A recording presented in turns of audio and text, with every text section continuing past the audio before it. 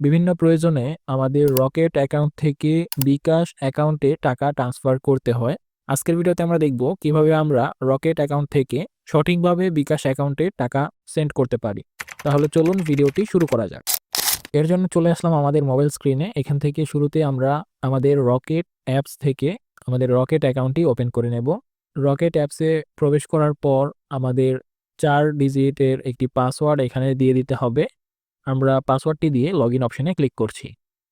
আচ্ছা, পাসওয়ার্ড দিয়ে লগইন অপশনে ক্লিক করার পর আমরা আমাদের রকেট অ্যাকাউন্টে প্রবেশ করে নিলাম। এখান থেকে আপনারা দেখতে পাচ্ছেন ফান্ড ট্রান্সফার নামে একটি অপশন রয়েছে।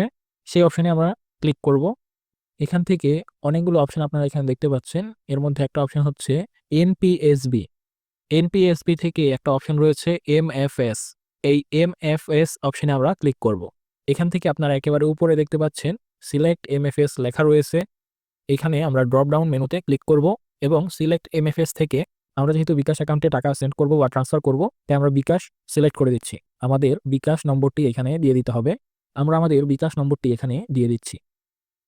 বিকাশ নম্বর দেওয়ার পর একটি অপশন রয়েছে রেফারেন্স নামে। এখানে আপনারা রেফারেন্স হিসেবে যে কোনো কিছু লিখে দিতে পারেন অথবা এটা খালিও রাখতে পারেন। আমি এখানে হাই লিখে দিলাম। এরপরে আমাদের টাকার পরিমাণটি লিখে দিতে হবে, অর্থাৎ আমরা কত টাকা ট্রান্সফার করতে চাচ্ছি সেই অঙ্কটা এখানে লিখে দেব। টাকার পরিমাণ লেখার পর নেক্সট অপশনে ক্লিক করব। এরপর আপনারা দেখতে পাচ্ছেন এখানে সকল ডিটেলসগুলো রয়েছে, যেমন রকেট অ্যাকাউন্ট থেকে কোন অ্যাকাউন্টে টাকাটা যাচ্ছে, রেফারেন্স নাম্বার কি, এবং এমএফএস নেমটা কি, টাকার পরিমাণ কত, সার্ভিস চার্জ কত, এখানে সবকিছু রয়েছে। সবকিছু আপনারা একবার চেক করে নেবেন। চেক করার পর আপনাদের রকেট অ্যাকাউন্টের 4 ডিজিটের পাসওয়ার্ডটি দিয়ে রকেট যে আইকন রয়েছে সেই আইকনের উপর ট্যাপ করে ধরে রাখবেন।